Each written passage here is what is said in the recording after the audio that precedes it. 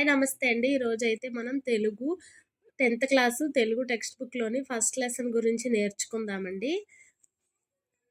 పాఠం పేరు ప్రత్యక్ష దైవాలు. కవి ఎర్రన.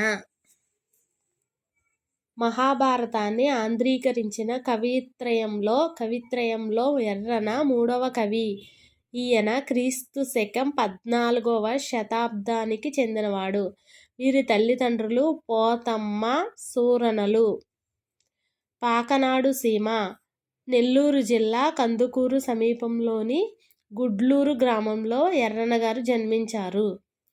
అద్దంకిని రాజధానిగా చేసుకుని పరిపాలించిన ప్రోలయ వేమారెడ్డి ఆస్థాన కవిగా ఉన్నారు.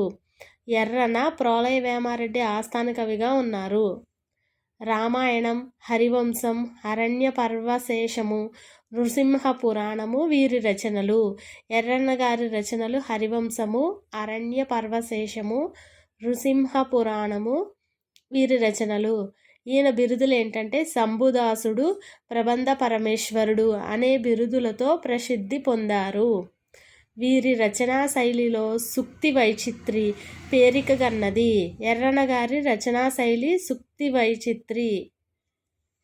ఈ పాఠము ప్రస్తుత ప్రత్యక్ష దైవాలు పాఠము మహాభారతంలోని అరణ్య పర్వంలోని 5వ ఆశ్వాసము నుంచి స్వీకరించబడింది.